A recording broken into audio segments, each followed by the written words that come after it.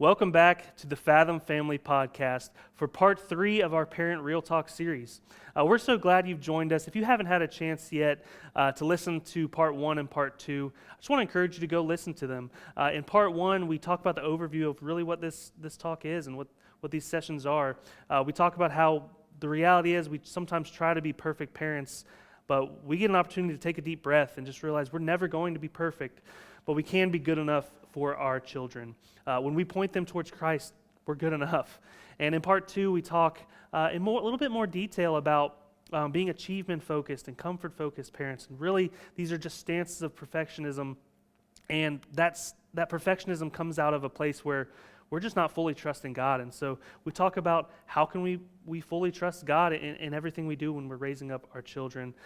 In this session, we're going to dive a little bit deeper into who we are as parents. And to start that off, I just want to think about airplanes. Most of us have been on airplanes. If you've never been on an airplane, it is such a nervous thing and exciting thing for me. I always love the idea of travel. It's something that I've always loved to do. And when I think of airplanes, like it's something that is just so fun to me. Even like most people don't even like the going to the airport, having to go through security and having to bring luggage and having to try to fit your package into this perfect, your luggage into this perfect spot above your seat. But all of that is a lot of fun to me. The only thing I don't like is when the flight attendant starts going through what you do in case of an emergency. And they always bring out this oxygen mask and show it and say, hey, in case of an emergency, make sure you put this on yourself before you put it on somebody else. And I'm always thinking, yeah, in case this isn't actually going to happen, right? Like this isn't something I'm ever going to have to do. But just in case, let me sit by the emergency spot. And that's really, yeah, it's not because I'm taller and want more leg room. It's really because I want to get out of there. I've always had a fear of heights, and so sometimes airplanes just bring that out in me. But there is something very significant to this idea of when this oxygen mask falls, I'm supposed to first put it on myself before I help the person next to me. And I think this is something that really is very profound in the way we think about our life in general. This is really brings into this idea of the Sabbath. And at Fathom, we talk a lot about the Sabbath. I don't think it's something that we've ever, not talked about. And if you listen to enough sermons from Pastor Kyle, the idea of the Sabbath is going to come up again. But I think sometimes when we look at our life as parents, we don't think about caring for ourselves all the time. I said in the first 2 sessions, I've got a 3-month-old at the house, and it's hard to think about rest when you've got a crying baby. But when we're running on empty, we're not going to have anything to give out to our children. And usually what this looks like, as the book puts it, we get our children taken care of instead of caring for our children. And that was just such a profound thing for me when I read it. It's like, okay, so my kid's got soccer practice, my other kid's got dance, my other kid's got this going on, and I'm just running from place to place to place, and I'm getting my child taken care of, but am I really caring for my child? And so as we begin to think and wrap our mind around this idea of like an oxygen mask falling down, that, hey, you've got to take a deep breath. Like, you've got to put that mask on yourself first, or you're never going to be able to help the person sitting next to you. And this is something that we really just need to take to heart in our own lives, that we actually do have to care for ourselves. And this isn't a series on self-care. This is a series on parenting, but parenting first starts with caring for ourselves. And it's easy for us to forget about that. We've got all these different things going on in our lives, and we just don't stop, take that deep breath, and care about ourselves. And so I just want to point out 4 things that the book gives us in this acronym called HALT, which is such a great acronym because it means stop. Just stop doing, stop. And the H stands for hungry, A is anxious, and then lonely and tired. Is that how you feel right now? Do you feel hungry? Whether it's spiritually or maybe physically, maybe you're moving so fast you forget to eat, or maybe you move so fast that you forget to visit God in prayer and relationship. Are you anxious? Is the whole world just like a sea of anxiety for you? Do you feel lonely? Do you feel like you hadn't talked to an adult in weeks? I know a lot of especially mothers with newborns feel that way. Are you tired? Do you feel like you're just going from thing to thing to thing and you're never able to close your eyes? Whether you're physically tired, emotionally tired? The reality is we are called to be, if we're called to be parents, we can't enter that atmosphere with the idea of halt. We can't be hungry. We can't be anxious. We can't be lonely. We can't be tired. And if you're someone who's in that moment right now and where you feel that way, I just want to encourage you that, hey, it's time to halt. It's time to take a step back. As human beings, we have such real desires and needs and things that just we have to have in order to be human beings. And we need sleep. And this is a crazy stat to me that I just blew my mind when I heard it, but 40% of Americans don't get enough sleep. 40%. And I understand it because I'm probably that person many weeks where it's like, I'd rather get some time to myself than sleep.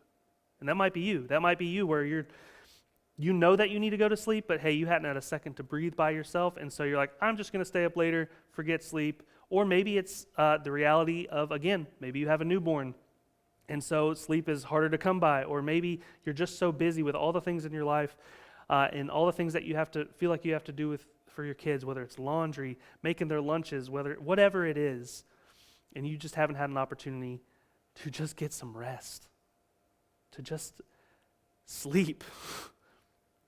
Prayer is another thing that we just have to have as human beings. We have to have this relationship with God. And again, I think the reality is that a lot of people, even Christians, don't spend enough time in prayer. And sometimes if you look at it through the lens of the world, that might look like meditation. But we are called to prayer and meditate on the scriptures. And so I think that it's something that's very clear that we need as human beings, maybe just 45 minutes of just prayer and looking introspectively at our hearts and having God speak to us every day. And I think it's going to begin to change who we are as people and who we are as parents.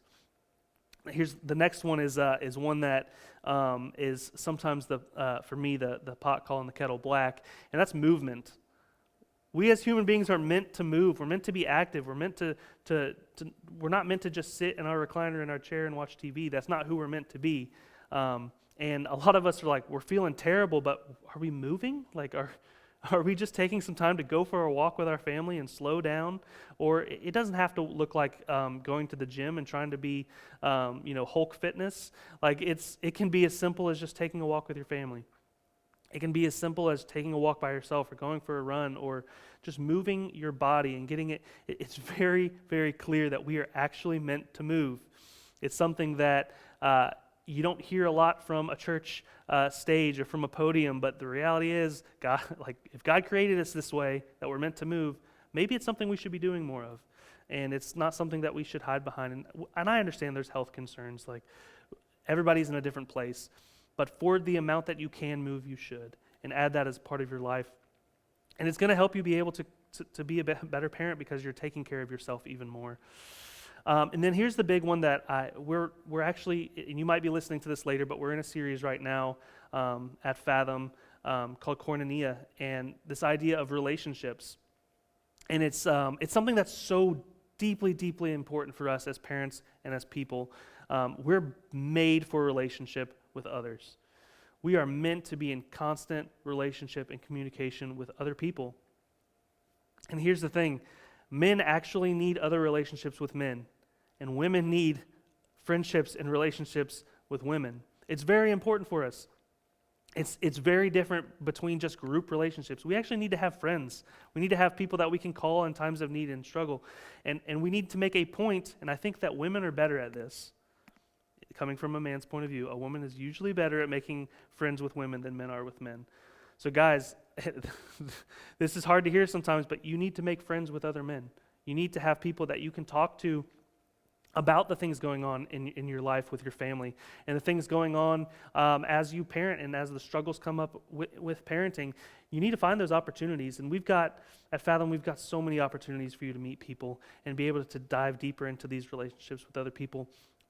But you can't just rely on Fathom Church to do that and just religious institutions to do that. You actually do have to take take a proactive step towards making those friendships and relationships, and not just think that it's something that you don't have to worry about, because it actually is. It is part of self-care. And all these things can start to help you get out of this idea of halt, of being hungry, being anxious, being lonely and tired, is to first take a deep breath, take a step back, but also look for these things to help you. Because when you don't find these ways to rest with sleep, prayer, movement, and relationships, we begin to fill ourselves up with impaired self-care instead of real self-care. Well, what does impaired self-care look like?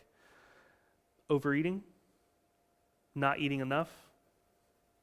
Maybe it's social media. Maybe you're somebody who if you get a spare second, you just want to get everything out of the way, and so you just grab your phone and you look at it. And that's all you do. Like when maybe you're even blocking out your kids and your family because you're so busy looking at your phone because you just want a second away. Maybe it's movies. Maybe you just dive into the theatrical because you just want to escape from reality. Maybe it's music.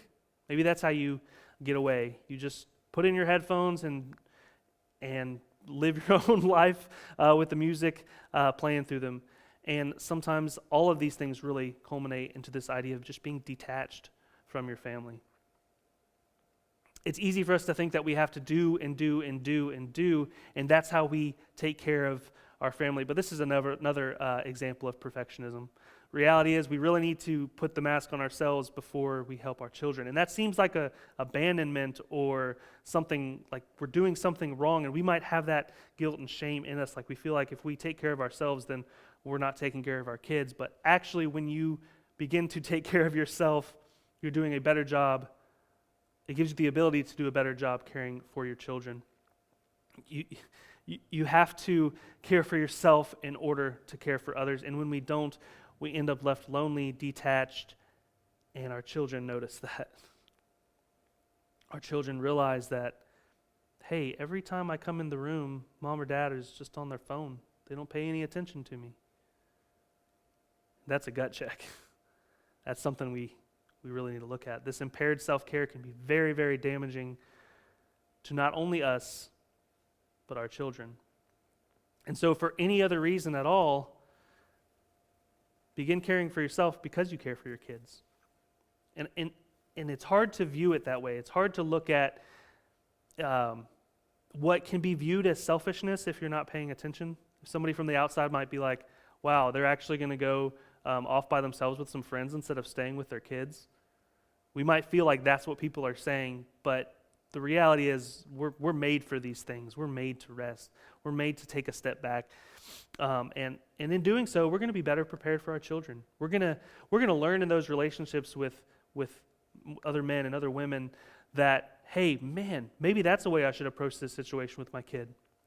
When we're moving and we have this idea of actually moving our bodies, we're going to have more energy to care for our kids. When we're in prayer, guess what? God's going to start filling us up. And just like we talked about in part 2, we're not going to our roots are going to be saturated.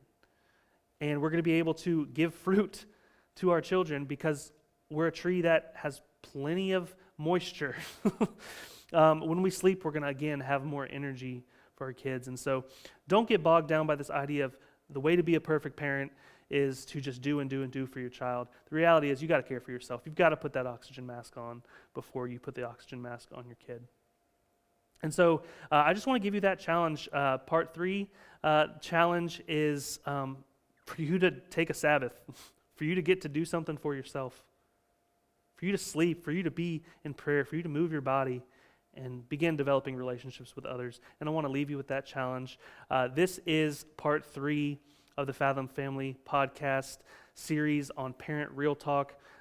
We hope that you will find this helpful for your life and for you and your spouse or your support system. And we just pray and we really want this to be something that you're able to use and share with others. And tune in for part 4 of Parent Real Talk.